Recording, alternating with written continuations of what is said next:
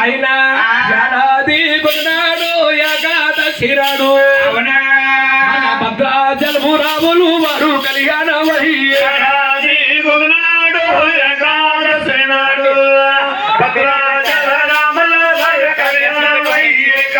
భద్రాచలములో సీతారాములు వారి కళ్యాణం అయ్యాక వస్తుంది అది వాడి పిల్ల ఏకాదశి అంటారు. అక్కడికి 6 గర్భాలు జన్మించారు. 7వ గర్భాన్ని జన్మించేది ఎవరండి? మిద్దే శ్రీనివాసరావు గారు దేవుడి అల్లుడునండి. వెంకటబాబు అల్లుడు గారు అవుతారా? అడుగో పక్కనే కూర్చున్నాడు వెంకటబాబు. ఆయన కలియోగ ప్రక్షస్త దైవము ఏడుకొండల స్వామి జన్మిస్తున్నాడు. ఏడుకొండల స్వామికండి 4 విగాలట. 4 విగాలంటున్నారు ఏమిటండి అనుకుంటారు?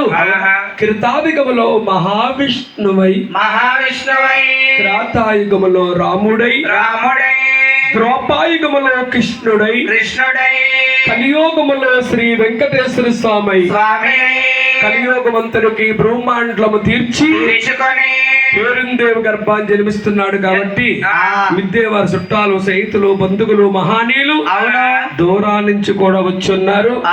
అందరూ కూడా ఏకాంతముగా గోవిందనాలి. గోవింద ఏడుకొండలవాడ వేక స్వరూప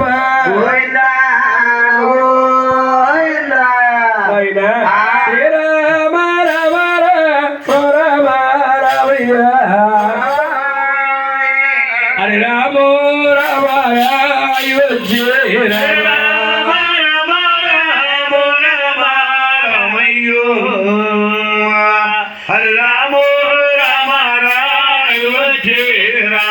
అమ్మ వేడో గర్భములందు జడి కొండలవారా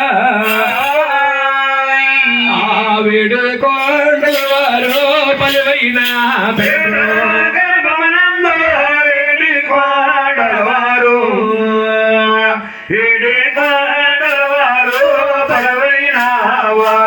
కలియోగానికి దేవుడు జన్మిస్తున్నాడు. అడుగో నల్ల నల్లని వారు జనమవుతున్నారా అందరికీ దేవుడా జనమవుతున్నాడు.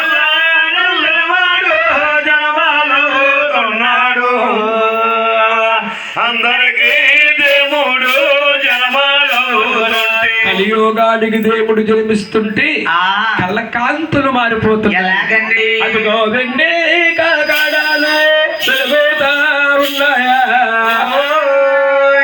బాబులు కంచు కాగాడాలు కలుగుతున్నాయి.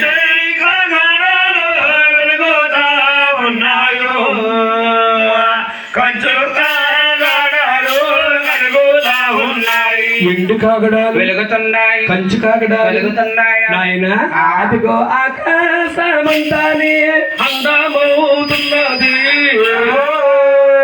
మన్నా భూదేవే తల్లంతో వలికే ఆకాశమంతానే అందమవుతున్నారు.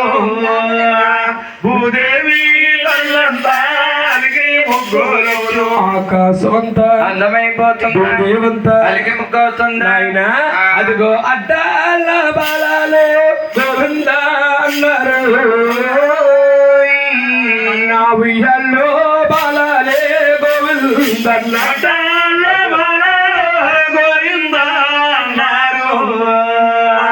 ఉయ్యాల్లో బాలాలు గోవింద అన్నారు. అడ్డాల్లో బాలులు ఉయ్యాల్లో బాలులు గోళ్ళున్న ముసలమ్మ గారు కూడా గోవింద గోవింద అంటుంది. అమ్మ నిన్ను గోతులో పెట్ట ఏ గోవిందంటే గోతులో పెడతావా? నీకేం తెలియదు ఏంటమ్మా? రాత్రి మీ తాతయ్య మా ఆయన మీ ఆయన నన్ను బుల్లి బుల్లి బుల్లి బుల్లి బుల్లి బుల్లి చల్లడుతుంది కొంపడెట్టే అన్నారు. ఈ వయసులో ముసలి గుంజుకోడికి చల్లేటని మా తాతగారు నిన్ను బిల్లి అంటాడా?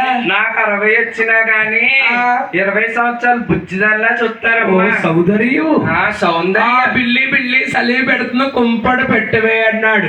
ఈ వయసులో ముసలి గుంజుకోడి చల్లేటని అని ఎర్రటి చింత నిప్పులు తెచ్చి తెచ్చి మంచం కింద ఎట్టానమ్మా. మా తాతకి ఏడుగా ఉంటదని. అలా మీ తాత కుదురుకుంటున్నాడేంటి?